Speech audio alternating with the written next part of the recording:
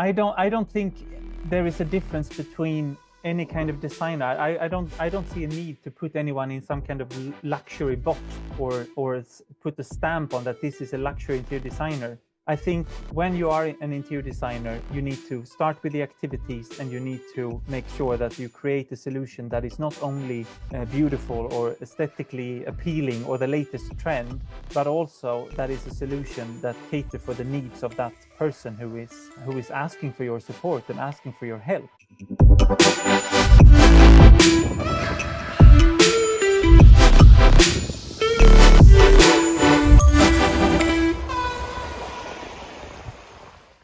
Welcome to a new episode of our podcast where we inspire you to think differently about interior design. Whether you're tuning in here or joining one of our live masterclasses, this is your place to grow your interior design business in a smart and relaxed way. Hi, I'm Marc, interior designer, co-founder of the Institute of Interior Impact and your podcast host. And each month we bring you inspiring conversations with experts from around the world, exploring what lies beyond interior design. We're not just talking about design skills. We're diving into ideas that will transform how you see our beautiful profession. Because together, we have the power to design the world around us. And with power comes responsibility. I'm excited because today I'm going to interview Patrik Gustafsson, or Patrik Gustafsson. We can hear his name from him, from a huge global company. And the name already sounds Swedish to you, probably. So he is the Global Home Furnishing and Retail Design Manager at IKEA. That needs no further introduction. Growing up near Älmhult, Sweden, the birthplace of IKEA, Patrik Gustafsson found his passion for interior design at a young age. After studying interior design in Oslo, he moved to Russia, where he began his career with IKEA. And with over 20 years of experience within the brand, he has helped shape the home furnishing direction and store solutions across more than 30 countries, making everyday life better at home. With such an incredible background and passion for creating meaningful spaces, Patrik has truly been at the heart of IKEA's journey. So let's dive into today's conversation and explore how IKEA is shaping lives and redefining home design around the world. Patrik, welcome to the podcast. Thank you. Thanks a lot. Hey, this is what they say, huh? At IKEA. Hey. Hey. Exactly. Yeah, hey.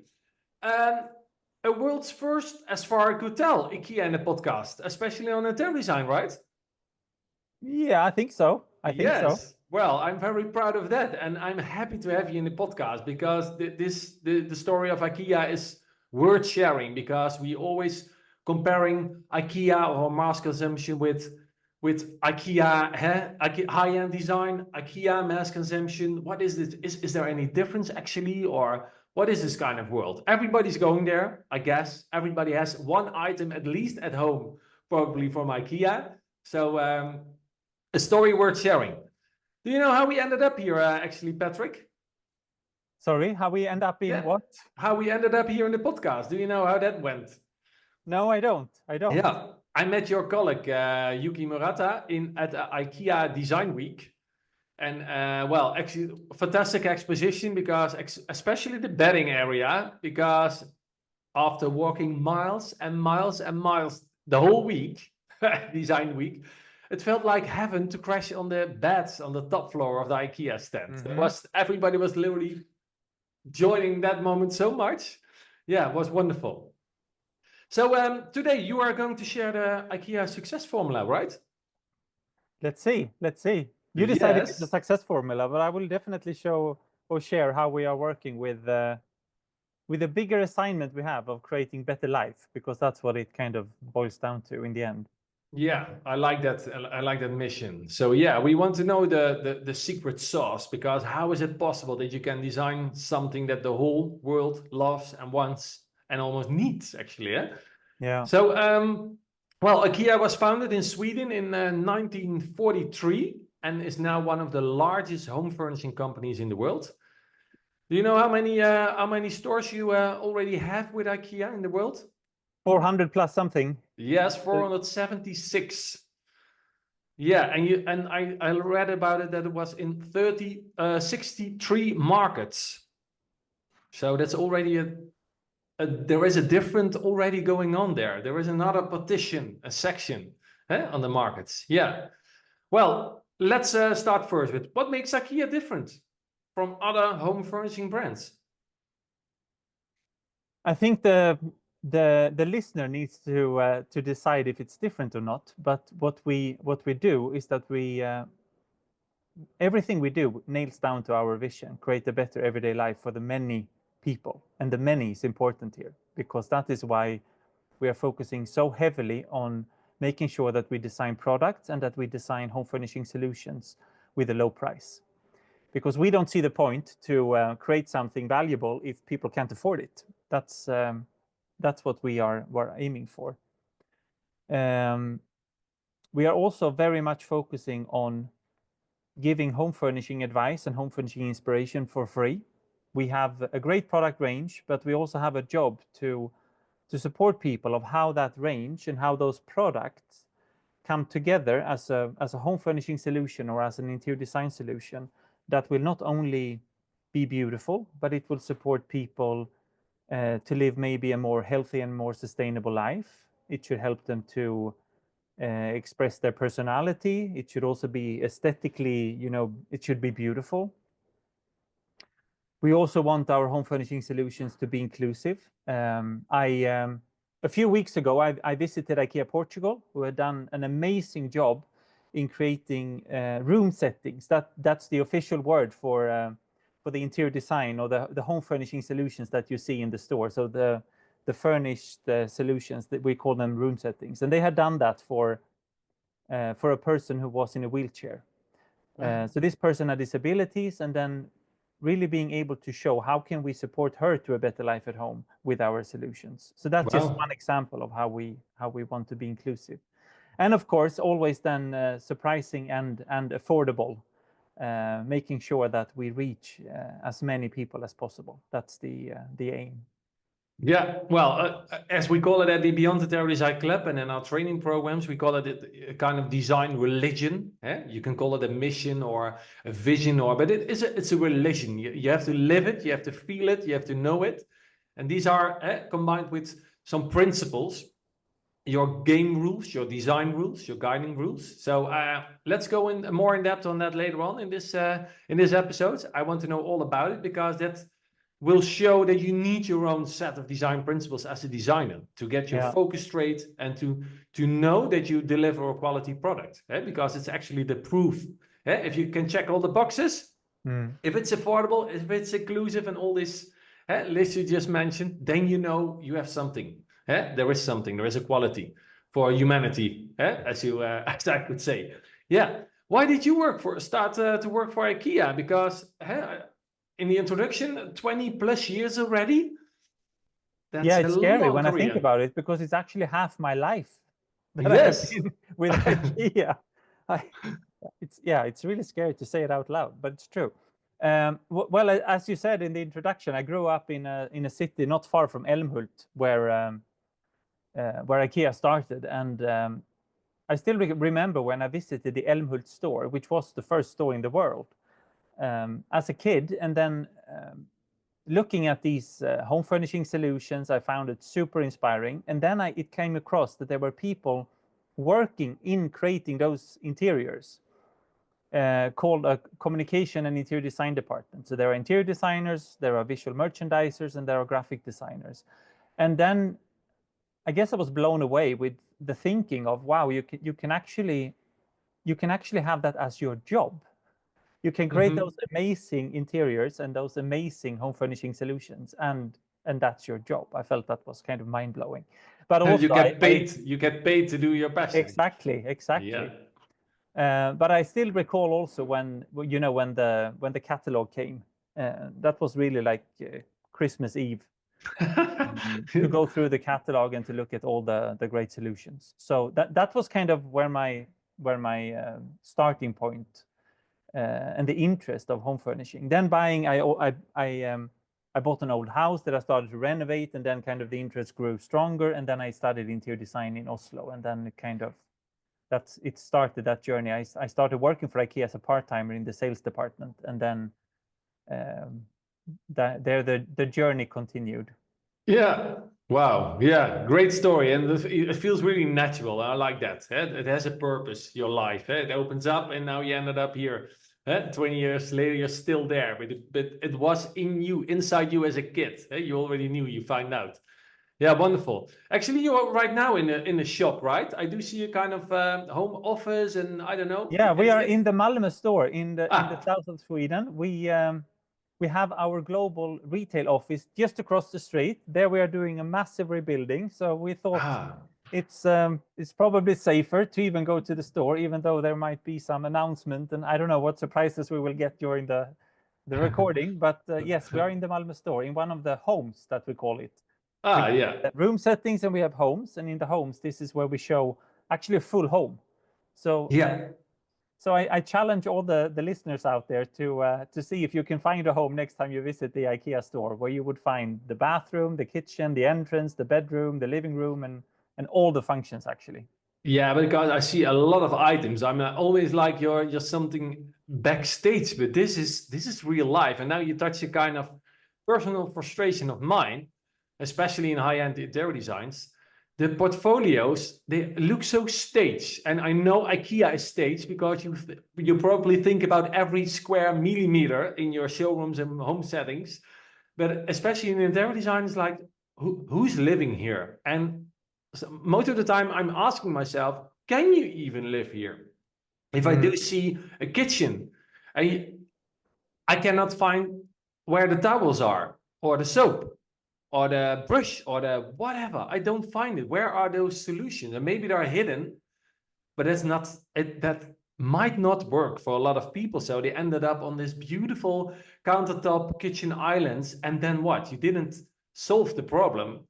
You just hide the problem in the cabinet. So I want to talk about you, and I know you want to talk about it because how activities really matter to create a good home. Because not only the aesthetics, and it doesn't matter, as you told at IKEA, the budget, it has to be affordable. So what are I agree. The activities are the key ingredients for a good interior design. For the best interior design. Activities, that's where it all starts. Do you agree with that? Totally agree. I think there is the starting point always needs to be what does life look like in the solution or in the interior that you will create. And if you are only doing something to show off, then I feel you have only ticked one small box of what great home furnishing or great interior design is. And that is why we are super curious in understanding life at home, as we call it, to truly dig into what kind of activities goes on in the home. And specifically, if we look at the many then, so what are the most common activities? And here we have found out, for example, that when you're living with children, you have an additional challenge of making sure that you have all the functions in place. There are many people who struggle with having enough space for storage. There is more people moving into big cities where space is becoming more limited and also, of course, more expensive. We also know that many people struggle to organize their home and to find their stuff. And it's mind-blowing when you think about how much time we have seen in research. People are looking for stuff because they can't find it. And these are some of the things that matters the most to the many people. And if it matters the most to the many people, then it also matters the most to us in IKEA. And it's our job then to find solutions to that. And coming back to activities, what we try to do is understand the activities. So what is going on? What kind of needs that trigger? Which is not directly meaning that if the activity, for example, is sleeping, then it's easy to think, okay, let's put the bed there. Yeah. That could definitely be the case. But we need to be more curious and dig deeper into it. So maybe there is an activity, maybe I do yoga in my living room. So what kind of needs that trigger? Maybe I need to have wheels on my coffee table so I can easily move furniture away and I can free up space for doing my yoga exercise, as one example. So we always take the turn over needs before we go into the solution. So if your activity is that you need to get dressed and undressed every single morning and evening, which is very common, of course, then it's also easy to think that, okay, well, let's put a wardrobe, but maybe it will be a wall full of hooks, or it will be something where that you hide your clothes with a curtain, and you have a totally different solution depending on your budget, depending on your the size of your space, and all the other activities that goes on at the same time in that room or home. So this is why we always challenge ourselves to really think of activities needs and solution, and not just thinking about the quick turn of, okay, dining, what does that mean, a dining table and 4 chairs? Maybe maybe it's different. And that is the curiosity that we want to keep, and that will push us forward and develop us. I really love that, the need, because we say we have this kind of formula like 7 times why. Some people will come to you and then they ask you, I want a home extension. Why do you want a home extension? I need more space. Why you need more space? I need more storage. Why you need more storage? If you continue in that way, you end up with the need behind it.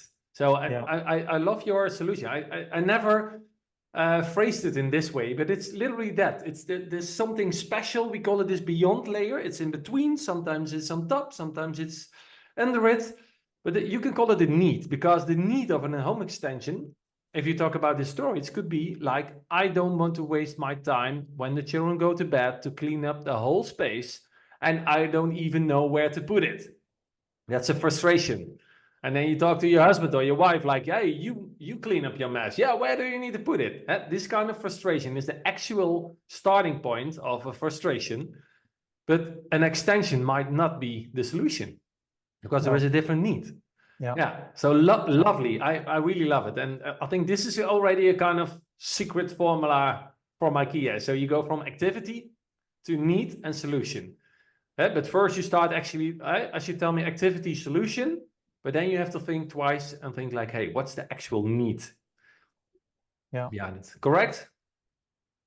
Wonderful. Totally agree. And maybe the need is actually that you need to, when you need to get organized, maybe you need to sort out things that you are not using anymore, as one example. And so it can take very different turns, but it's good to kind of have that thought process before landing in the solution. Do you think the solution is more valuable that way? Yes, I do. Yeah. I'm 100% convinced. Yeah. I think I was actually looking, I was on Instagram this morning on the train here to Malmö, and then I came across one interior design tip, and that it was big art pieces. So that was the interior design trick, that you will have a more aesthetically pleasing interior if you put big artwork.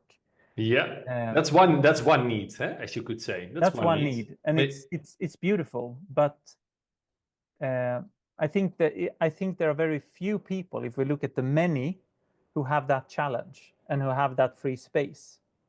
Where I think it's more, okay, how do I organize? How do I invite friends over? Can I have people? Can my family come over and stay over? So I think there are needs and activities that are more on that level. And I think there we all, as interior designers, have a job to do, not only talking about the aesthetical part of interior design. It's if you say it this way, and sometimes people think interior design is a luxury. Yes. When you have people that can afford an interior design, they always think it's everything about luxury. High-end interior designers know that it is not only about luxury, but definitely luxury is one of the needs. You want some people want to show off. Some people have the space for this grand master art piece in the middle of the room because they have the luxury problem that the space is empty. You could say it this way. This is an empty corner. What can we do with it? You're the interior designer. This is luxury. And but I sometimes come across colleagues in different markets, and they say, well, in our market, there is a very low interest in interior design. And I think then we ask the wrong question. because I don't think that's a very inclusive way of asking, are you interested in interior design? Because that you go into that thinking of interior design magazines, which very often show super beautiful architecture, but maybe not super smart home furnishing solutions. So, but I think if we would rather ask the question, would you like to have a home where you can have dinner parties, or would you like it to be easier to find your stuff at home? If we kind of break down the question and make it more inclusive and more relatable, I choose to believe that everyone who has a home has also an interest in home furnishing and interior design, actually. Wow, I think I'm very happy to hear you saying this, because I think a big part of what we teach our members at the Beyond Club in our training program is to go in this kind of questions. Those are the questions that really do matter, because you have to start with something else than, hey, do you like walnuts? Or do you like oak? Or do you like a kitchen island? Or do you like... No, that's the wrong starting point. Yeah. If you want to raise the value of your interior design, you have to ask other questions. And I think they will all aim to the need. And then you can come up with your solution, because you're the interior designer. But first you need the need, which activities are combined with that, and then you have this wonderful solution. And then you will end up with, well, we call it fireworks show, because then you nailed it. You translated it. So it's a wonderful discovery that hey, you told me, is there any difference? Is there any difference? If it felt like a competition, you said, like high-end design versus mass consumption. I think if I do hear you so far, it's the same, but only another budget, only another space, and maybe other materials. It's something like that. That's the only difference, because of the big space and the other materials, and it's more, not everybody can afford it. Yeah. So far, but yeah, happy to hear, man. Then you choose to use the word mass consumption, but I feel our job is to be there for the many, and then we need to be affordable. We also need to have products that are, aesthetically appealing with the design and the form. We need to create products that are not impacting the environment. They need to be created we need to take our responsibility from a sustainability perspective. Yeah, excuse me, Patrik. Yeah, mass consumption is not it doesn't sound, I know that, I know the vision of IKEA. So it's not about mass consumption. It's a mass production then, or this volume. You're creating volumes with your products instead of one single custom piece. But we also believe that we create products with a quality that can live longer. And as one example, we opened up a second-hand platform for the first time in Norway and Spain. That, I don't know exactly now, but it's a few months old. In order to do tests and tries to see how we can also be, a player in that part. You can give your IKEA item back in Dutch in Holland. That you can do. You can bring your IKEA item in most markets, but now we are also actively creating the second-hand platform in Norway and Spain.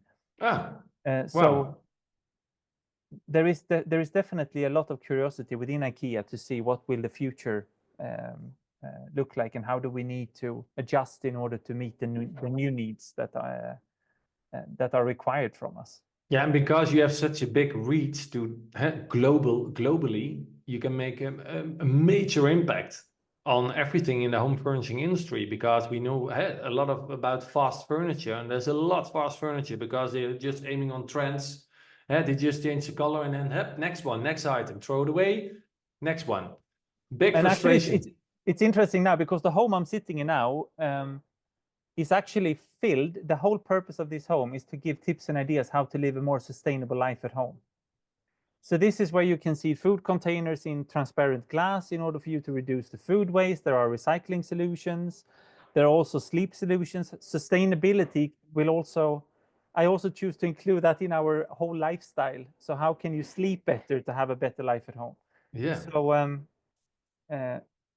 So how can luxury designers integrate this kind of IKEA vision or method to improve clients' experience and satisfaction? How can they improve it? What can they learn from IKEA in this matter? I don't think there is a difference between any kind of designer. I don't see a need to put anyone in some kind of luxury box or put a stamp on that this is a luxury interior designer. I think when you are an interior designer, you need to start with the activities and you need to make sure that you create a solution that is not only beautiful or aesthetically appealing or the latest trend, but also that is a solution that cater for the needs of that person who is asking for your support and asking for your help. And then I think we should always take the opportunity to also talk about how our solutions can encourage people to live a more sustainable life at home. So that is my view on that. I don't think there is any kind of difference in what kind of target group you have. No, I was thinking about. I had once in my early days, back in 2008 or 9, one of my first projects. It was definitely a luxury design project. They want to renovate only the living space for around 200K. They were not, almost in the quote 500, 40 million estimated. Well, whatever, multi-millionaire. And they had in their house, in their home, there was a picture, a photograph hanging on the wall from this foggy bridge in this kind of jungle. It's an IKEA picture. I bet a lot of designers know this picture. This is a kind of grayish jungle bridge in the fog, in the clouds. The price tag is 129 euro.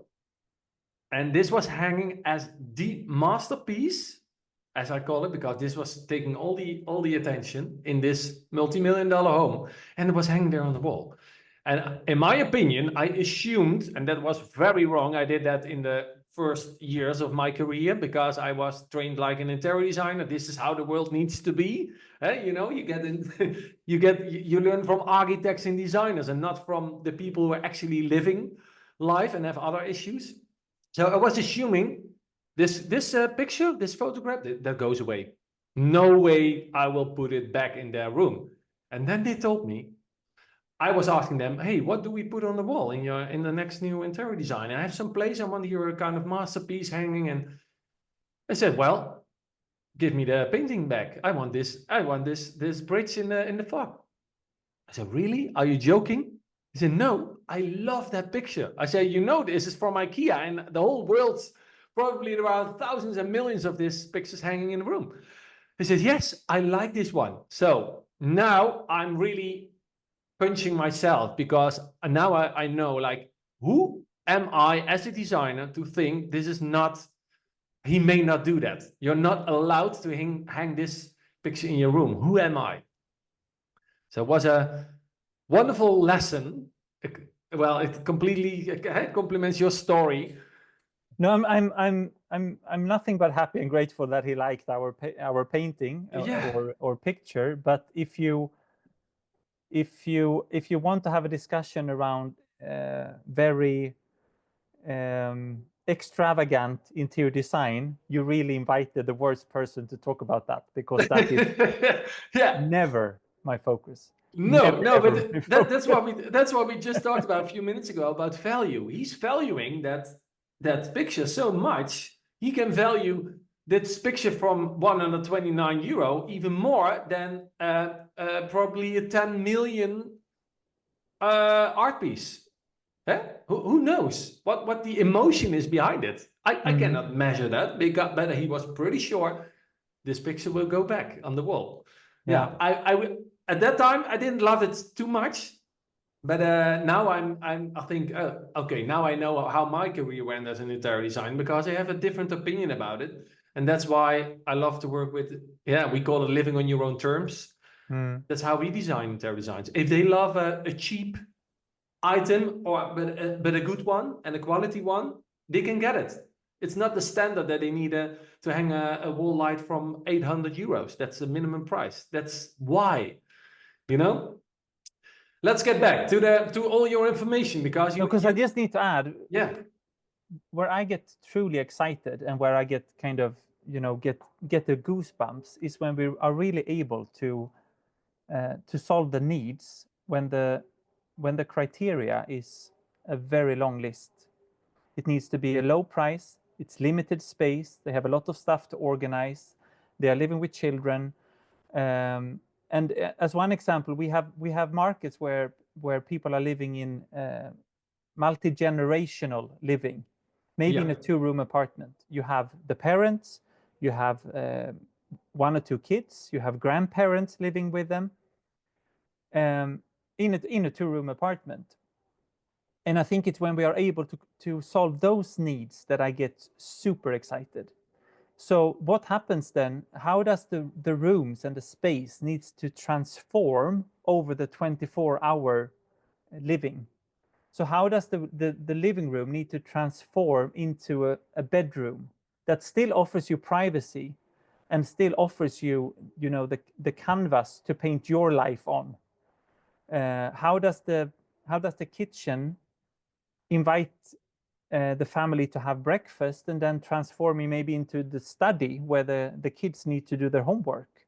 I think it's those stories that is the interesting ones, how we can really use interior design and home furnishing and really solve people's needs and frustrations. Yeah, that's the actual quality of the interior design, right? In the end. Yeah.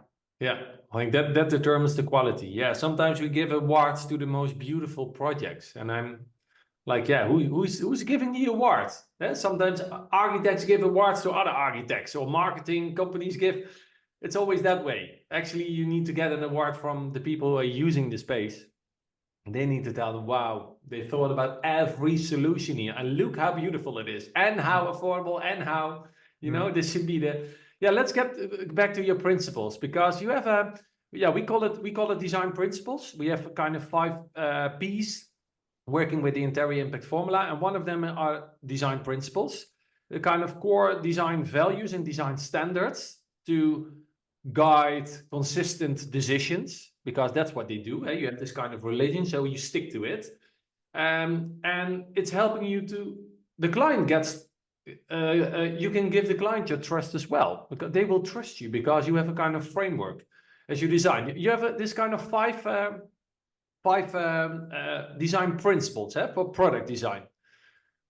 For product design, we work with something called democratic design. Democratic. It's embedded in the name. We want to bring really good product design to the many people. That's why we call it democratic design. Yeah. And that always starts with a low price. We always say that we design the price tag first. What's the purpose of bringing a product to the market that the people we care about cannot afford?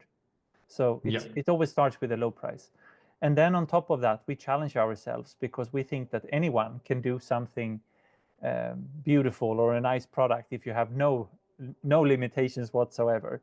So to the low price, we make sure that it's a product that is sustainable. It's a product with high quality. It's a product with beautiful design. And it's also a product that needs to have a great function.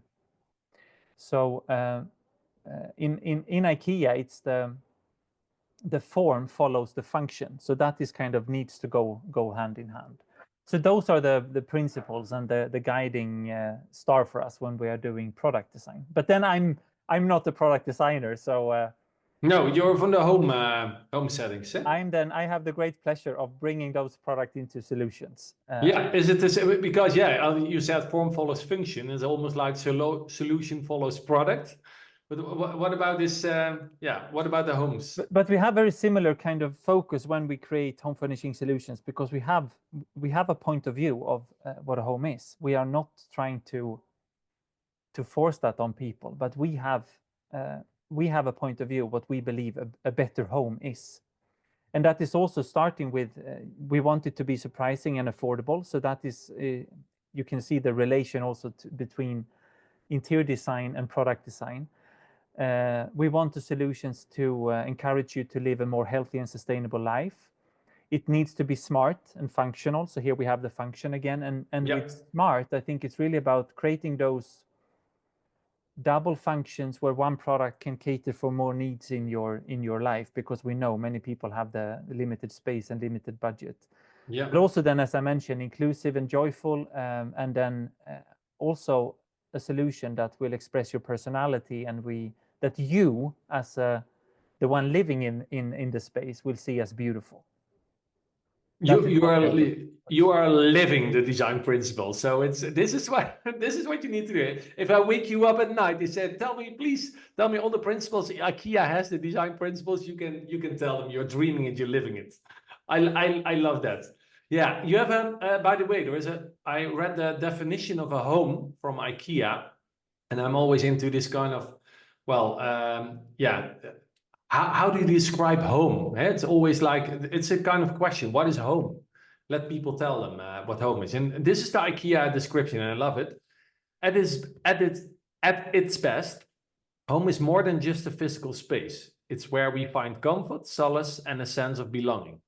It's where we safe from the world and can be who we are, free from the opinions and curious eyes of others. It's where we dream, play, and welcome our friends. Home is a feeling that calls us back when we are away.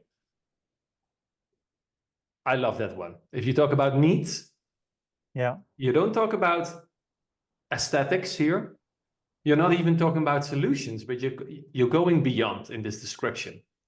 All these principles are not even included actually in this thing, but it's all about the needs. Yeah. I love it. And I'm very inspired with that home is a feeling. Yeah. Because you can feel at home. But it doesn't mean that it's by default a house or an apartment.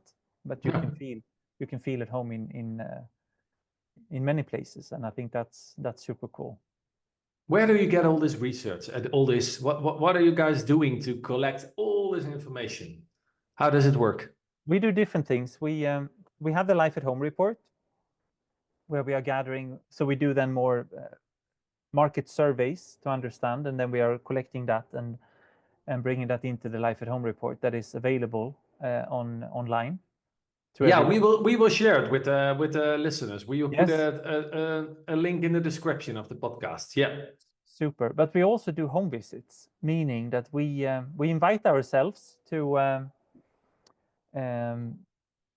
different target groups depending on our need, and then we spend some time in people's homes trying to understand what are their needs, meaning then we need to understand how they use their home, what are the activities.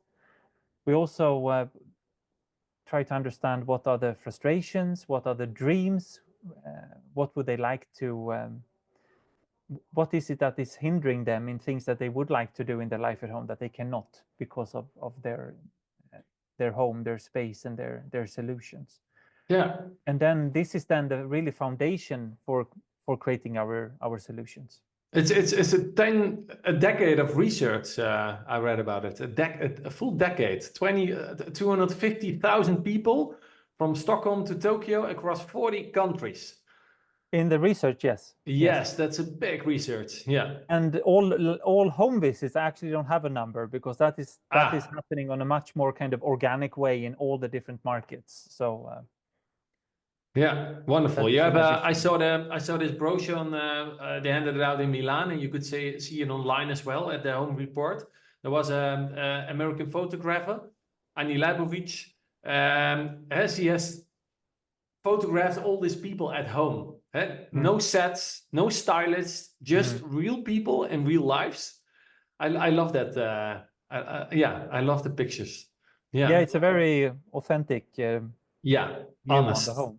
Honest, authentic, not but also staged. I want to say that all these life at home knowledge and insights is not only used in our home furnishing solution, it's also the starting point for all the product development. So this is where we have also products that are designed in order to meet the needs of the many, and then of course that is a super good prerequisite in order to turn them into solutions. Yeah, it's what you guys do. We have I told you about this 5 P's. One of them was this principles. We talk about purpose. That's the other one. Is about needs. And if I can, use it as a layer above your on the knowledge you're telling me, you're sharing it. The other one is participation. You are literally engaging with clients in the design process to find out what it is that they need. And they feel that they feel understood. when they're entering the shop, like, hey, this is what I need. This is the solution. Yeah, it builds really strong relationships, and that's I think why people come back very often in the shops Yeah. at IKEA. Yeah, they know they can get what they are looking for, and sometimes they don't even know, but you can inspire them to show them like, hey, this is your solution. To That's do the mission. homework Yes. and gaming, for example. My oldest boy was really enthusiastic about this new game zone areas you building there with LED lights and these chairs. He was like, I want to have this. Yeah, I was like, this is a cool combination about homework and gaming. I saw the solution. Well, of course, I'm a solution-based designer, so I was looking at the solution like, this might solve a lot in a small zone. Yeah, yeah, great. So let's see, democratic design. All these home stores, based on those principles. Are there any kind of because it looks like there are different homes, although you see in one IKEA vibe, of course, in the shop. But are there any personas, or how do you working with this? Because it looks like different people are living in the shop. No, it's yeah. We have kind of understood that there are a few things happening when you know throughout the life that really has an impact on your home furnishing solution. And if I should simplify it a bit, your home furnishing solution will be very different if you're living with children or if you're living without children. And then we create solutions that is then, in order to be there for the many, we need to have solutions that is not tailor-made for one specific individual, but really catering and solving the needs for the many people. And to do that, we have then different personas, you can call it, and one could be then that you're living together with children. Mm-hmm. And we see that when you have a baby, you need to change your home furnishing solution if you didn't have a baby before. When that baby is growing up to become a toddler, there is an additional adjustment you need to do in your home. When the toddler is starting school, becoming a teenager, moving out of the home, this is all triggering a home furnishing need that we want to be the best friend in helping you and guiding you in how to do those How to live better. Yeah, yeah. But then, of course, it can also be that you are living together with other people, but without children. And then it's easy to think, okay, living together, that's a couple. That's a man and a woman living together. And that is, of course, very common. But there are so many other living situations. You could be living together with your friend. You could be living together. Maybe you're a student and you live together with someone who you don't know very well. Or you have just met and you move together, or you live together for 30 years. So there are many, many different flavors of how to tell that story of these different personas. But that is how we are thinking. So I'm happy to see that you can see that in the store. Yeah, it looks like they're living different people. As I say, you can feel the IKEA vibe, but it's not every room is like, okay, this one is not connecting at all. You just move on and you're like, oh, okay, this one is attractive. Why is that? Yeah, and then you're looking, and then most of the time, again, it's about the solution. Like, whoa, okay, this could be it, or this is a beautiful product. Of course, you are interested in the aesthetics as well. So yeah, great. We have dedicated interior designers working in each and every store to create those specific interior design solutions for that specific store, reflecting on who are the people who will visit us. Yeah. And what do they need? That is the starting point. And then so there's an imaginary client with his own recipe of how they see life and what they need. Yes, and always connected then to where is there a relevance to home furnishing? That is of course always the starting point. Wonderful, wonderful, Patrik. Yeah, I'm so happy that you were. Yeah, I don't see again a lot of similarities with high-end design and what you're doing on a global scale to design products. It all comes down to the same questions you might ask to somebody to get your quality high, and if it's an expensive or affordable product. Well, I think that's the only difference so far, as I can see. I don't know your opinion about it after you're here, or know what, or you think what high-end interior design is. Yeah, you give your opinion already, but I understand that this is might be very, very not smart of me to say in this context, but I really don't think much about high-end interior design. no, but of course That not. is, I really, my full focus is how do we create solutions that will solve, you know, the needs of the many. So Yeah. I'm probably the wrong one to ask. No, but it's curious to know everybody's opinion, because everybody is assuming something. This designer is, that designer is, interior design is, all interior designers are.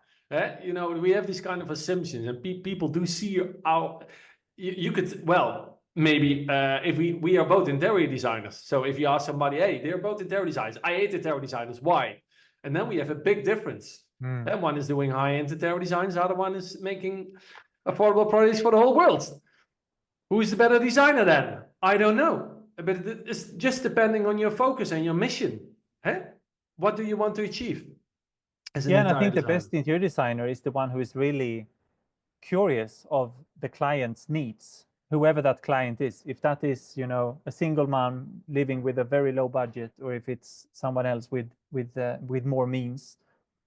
I think that is what makes us good interior designers. If we can be curious about people's life at home, understand their needs, and create a home that is both delivering to how they want to live their life, and that they feel proud of, and that they feel it reflects them. I think that is how to or what to strive towards, I would say. Then that is not something you will never be finished at. It's a constant development, but I think that is something to aim for. What they strive towards. Yeah. So it's all about the future. Is it? Do we talk about then something about identity, or something they want to be, or they want to have, or what is it then? How do you see that? Now you just made me curious about this driving forwards. Yeah. What is it that you have No, but I in mean mind? that it's a constant development. It's not that Yeah. life. Yeah. It's not that life at home looks as a certain way that is static, and there is this perfect solution for that. No. So that is why I also feel it's important for us when we create a solution that we also are generous in our advice and our support to those people, so they can they know how to live and how to improve their life at home. I think we should be very generous in sharing all our knowledge and support people on that as well. It's almost like a skill, right? Living. Not everybody can live well at home, right? It's a skill. Yeah. No, but you can. Yeah. But I think what is the difference if you have a home that is working with you, or that is working against you? If you have these first, for example, just the other week, I changed one of my the door to my house.